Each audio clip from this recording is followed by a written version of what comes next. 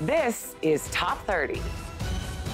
Welcome to the show. I'm Richard Bacon. And I'm Kristen Smith. We have 30 stories in 30 minutes, so let's get started. For one new study, a group of scientists went looking for the last thing most of us want to see on a flight: sick passengers. Researchers from Emory University and Georgia Tech boarded cross-country flights during flu season. They studied how people moved around the cabin. Then they used their data to make a computer simulation. They found there was an 80% chance of a sick flyer infecting people within 2 seats of them and in the rows in front of them or behind them. But the odds of anyone else getting infected were less than 3%. There are some ways to improve your odds. The researchers say to use lots of hand sanitizer and avoid touching your face. Charles Gerba, a microbiologist at the University of Arizona, says you can also rethink your seat assignment. People sitting in the aisle come into contact with other passengers more than 5 times as much as their neighbors in the middle or window seats. That's partly because it's easier for them to get up, and partly because some other passengers grab aisle seats as they walk around the plane.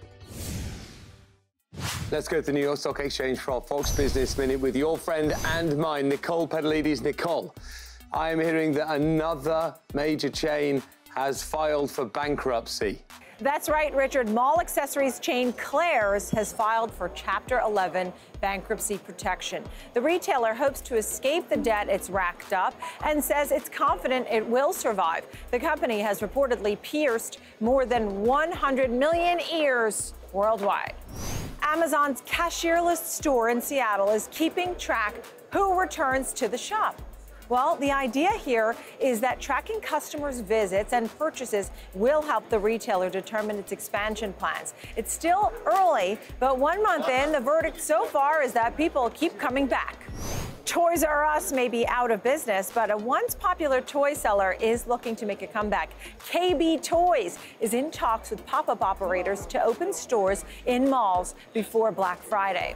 So retail stores may not be dead after all. I hear that something interesting may be happening between Amazon and Toys R Us. Correct. There are reports that Amazon is considering using the soon-to-be vacant spaces for its own purposes, but it wouldn't keep the Toys R Us brand. That's fascinating stuff. Nicole, as always, thank you.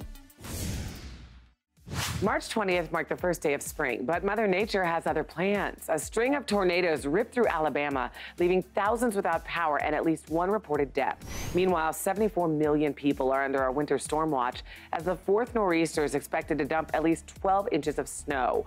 And there are mandatory evacuations for about 18,000 people in Santa Barbara County, as Southern California is expecting several days of heavy rain and flash flooding. And Sex and the City star Cynthia Nixon has announced she'll run for governor of New York, challenging Governor Andrew Cuomo in the Democratic primary.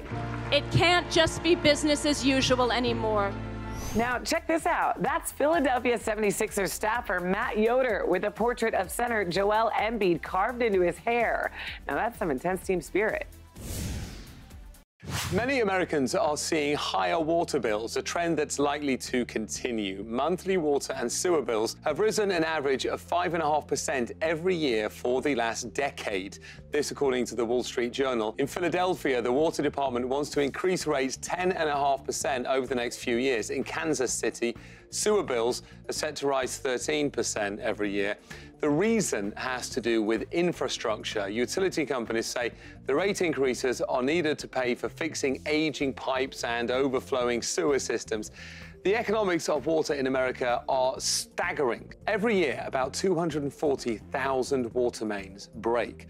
That results in about $2.6 billion in lost drinkable water. The Environmental Protection Agency says the country needs to raise $655 billion over the next 20 years.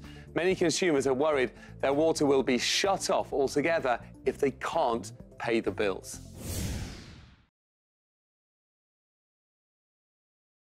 Welcome back to Top 30. We've talked a lot on this show about how several companies are testing self-driving cars.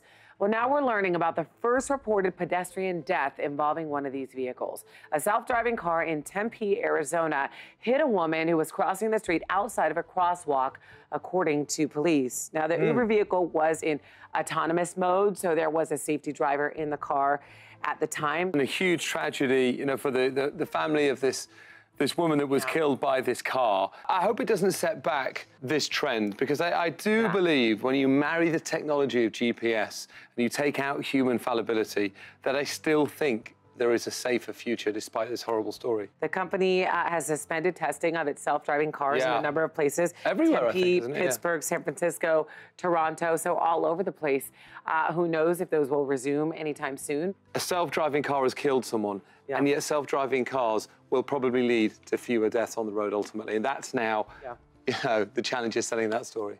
This is a story out of Canada that's dividing a neighborhood. A Toronto mother with 4 young boys received an anonymous letter from a neighbor that said her children screaming while playing in the backyard was disturbing several families. It went on to say, "We encourage you to correct your child when he screams by saying, 'Please stop that yelling,' or something like that."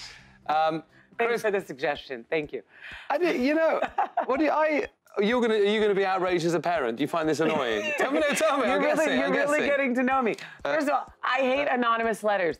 Knock on the door and say what you have to say. Well, don't write an anonymous letter. The problem with the letter is that what it implies that you are failing somehow as a parent. If I got that letter, I would be defensive, because I think, oh, you're telling me I'm not good enough. However, actually, when you read the letter, it's quite, look, it starts off by saying, this is a friendly request, which I felt is done better through the mail. It's quite gentle. It's just, it's probably like a nice point. I'm just saying it might be a reasonable point. It's just a normal issue, and now we've put it on national news. Yeah, that's true. That's true, yeah. If annoying your neighbours is national news, you're going to see a lot of me in the news. I know, right? Okay, let's talk about shopping habits now for men and women. You probably know we shop differently, but there's a new study, and it explained exactly what those differences are. It found women are more likely to shop online, while men still prefer going into the store to touch and feel the item before buying it. So listen, let's put this study to the test. We've got a man. Not a woman. What do you do? Yeah, I like to go in the store for sure. In the store? Yeah. I like to try the clothes on. I'm exactly the same way. So this study doesn't prove true for me, because I understand the convenience, obviously, but I mean, I'm 6 feet tall. You know, like I have to see if everything fits me. I can't. If I shop online, I send it back because barely anything But they have that amazing service now where you can just order loads of things and send them all straight back. But it's such a disappointment when you try it on after getting something online and it doesn't fit. Yeah, I know.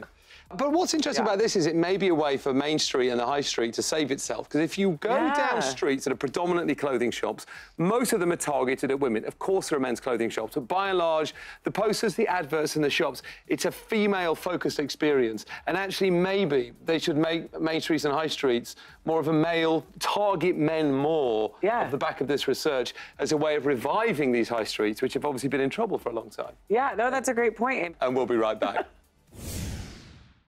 Welcome back to Top 30. Facebook is under investigation by the US government for allowing an outside company to access its user data. The data firm Cambridge Analytica collected the information of about 50 million people on the site. Facebook stock is down and lawmakers want to question its executives, and it all began with a poll. Cambridge Analytica used someone who works at Cambridge University, the renowned university, to create an app. Basically, it was a lifestyle questionnaire.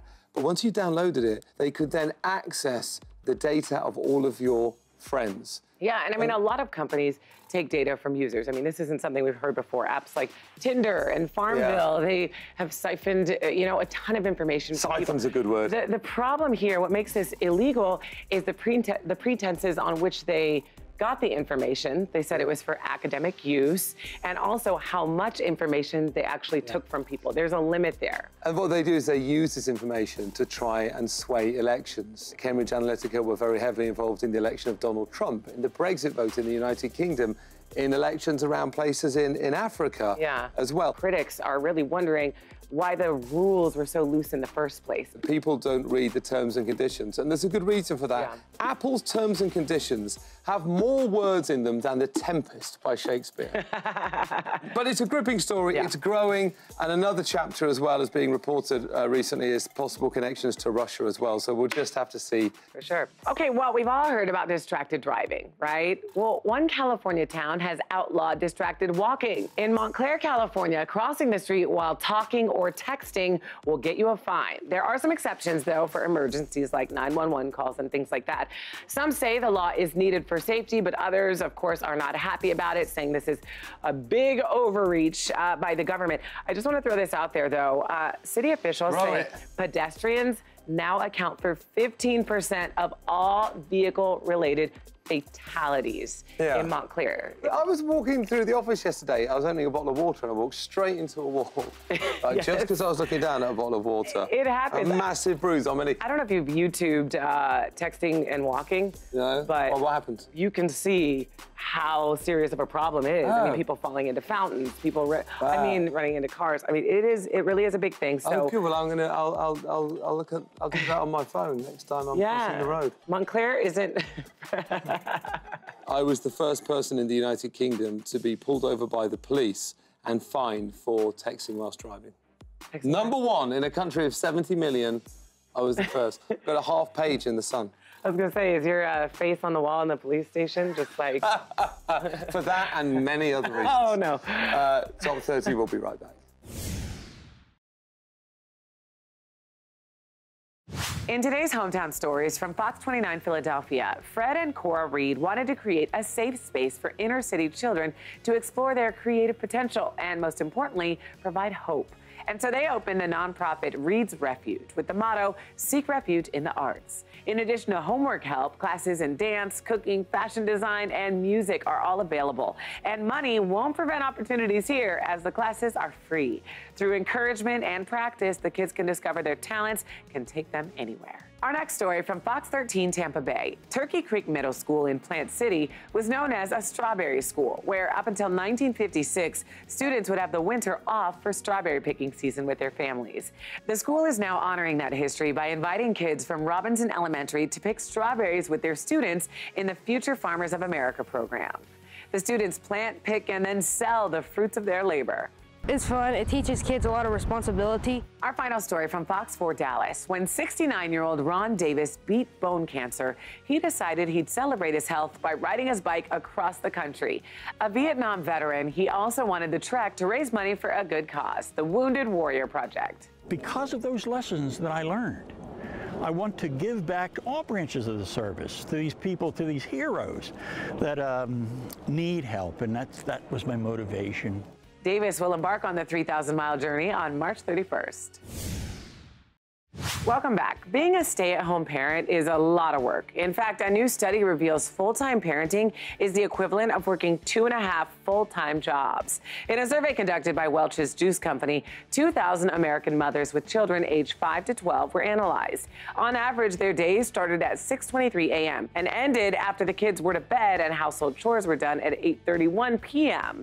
That makes for an exhausting 14-hour workday, 7 days a week. That equals 98 hours every week. Casey Lewis of Welch's said the results of the survey highlight just how demanding the role of mom can be and the nonstop barrage of tasks it consists of. Must-haves for stay-at-home parents included coffee, napping, and an effective angry voice. Other lifesavers listed were wine, Netflix, drive-thru meals, healthy snacks, toys, and iPads. I can attest, 'tis true. Being a stay-at-home mom is tough. Professor Stephen Hawking passed away on March the 14th at the age of 76, but that did not stop him from conducting scientific research up until the very end of his life. Hawking, along with his co-author Thomas Hertog, submitted a paper on March 4th that lays the groundwork for testing Hawking's theory of the multiverse, or the idea that multiple universes exist alongside our own.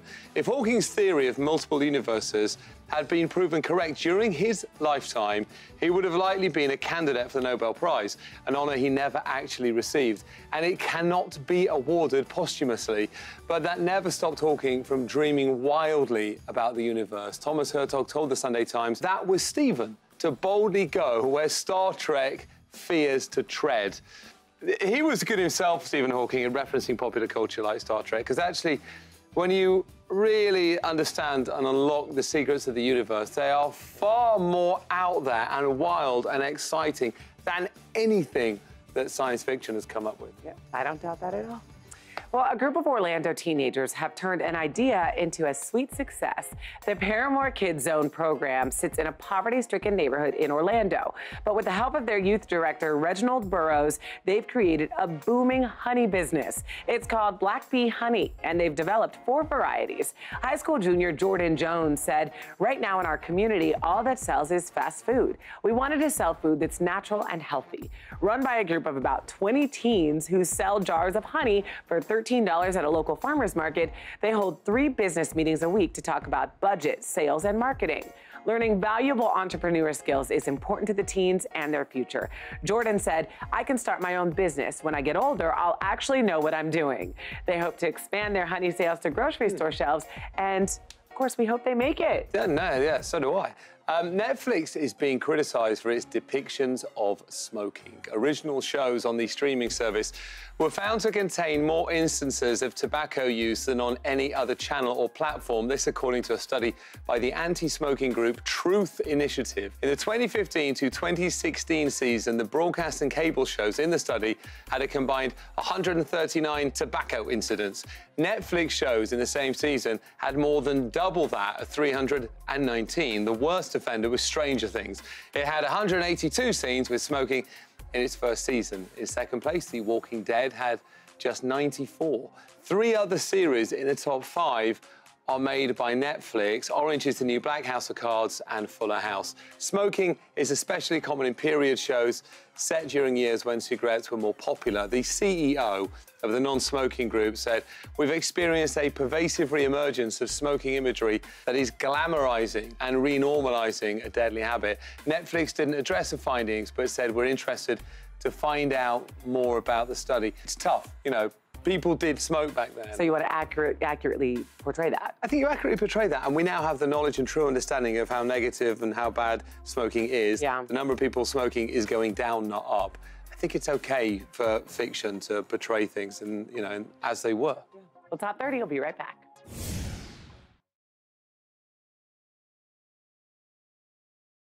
The CDC recommends adults do a minimum of 150 minutes of cardio every week. That's more than 20 minutes each day. Wouldn't it be nice if you could get that done while you're at work or maybe in the comfort of your own home? Well, that's why we've got today's Top 30 steal, an in-motion elliptical at a special 47% discount.